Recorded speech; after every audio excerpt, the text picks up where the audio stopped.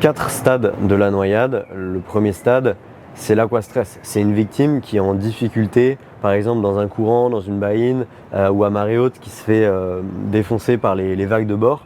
C'est une victime que les sauveteurs vont devoir aider à sortir en faisant une aide à la marche, une aide à la sortie d'eau. Mais c'est une victime qui n'a pas de détresse vitale. Elle n'a pas bu d'eau, elle n'est pas inconsciente, elle va bien, sur le plan en tout cas respiratoire et neurologique, mais elle n'arrivait pas elle-même à sortir de l'eau. Donc ça, c'est l'aquastress, c'est la stade 1 de la noyade. Lors du stade 2 de la noyade, la petite hypoxie, donc le petit manque d'oxygène, la victime a bu la tasse. Peut-être qu'elle va tousser, peut-être qu'elle va avoir du mal à respirer, peut-être qu'elle va vomir de l'eau.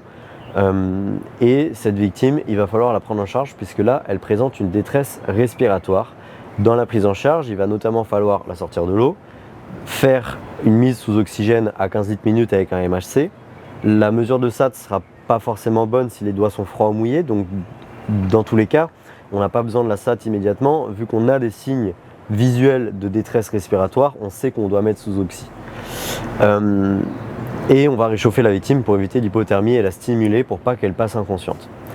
Lors du stade 3 de la noyade, c'est la grande hypoxie, le grand manque d'oxygène. Et en plus de la détresse respiratoire qu'on avait au stade 2, vient s'ajouter la détresse neurologique avec une victime qui est inconsciente. Donc lors du stade 3, la victime est inconsciente mais respire, difficilement. Il va donc falloir sortir la victime, la mettre sous O2 et la mettre en PLS, avec l'aspirateur à mucosité et le DSA à côté, car il y a de très fortes chances qu'elle tombe en arrêt cardiaque par la suite. Lorsqu'on fait une PLS sur une plage, n'oubliez pas que la PLS se fait du côté de l'océan et pas du côté du haut de la plage. Parce que le but d'une PLS, c'est de mettre la victime sur le côté. Et si la plage est penchée comme ça et que vous lui ouvrez la bouche dans cette direction, finalement les sécrétions ne vont pas sortir de la bouche puisqu'elle sera penchée en arrière dans le mauvais sens. Lors du stade 3, vous avez donc une détresse neuro plus une détresse respi. Il faut surtout éviter l'arrivée d'une détresse circu, notamment avec l'hypothermie. Donc il faudra rapidement couvrir la victime et réussir à la sécher. Je rappelle que lorsqu'une victime est inconsciente, s'il y a une des deux autres détresses, comme la détresse respi ou circu qui se présente, il y a 40% de chances qu'elle bascule en arrêt cardiaque dans les 10 minutes.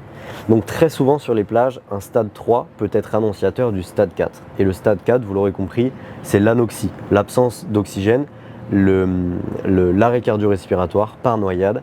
Et dans ces cas-là, la conduite à tenir, c'est de sortir la victime de l'eau, de la déshabiller, de la remonter bien haut sur la plage, notamment si ça monte, et de commencer la RCP avec 5 insufflations starter, puis les compressions thoraciques, puis le DSA, pour essayer de récupérer la victime. Et il y a de fortes chances de récupérer une victime en noyé sur les plages surveillées, puisque les sauveteurs sont déjà sur place avec leur matériel, avec leur DSA.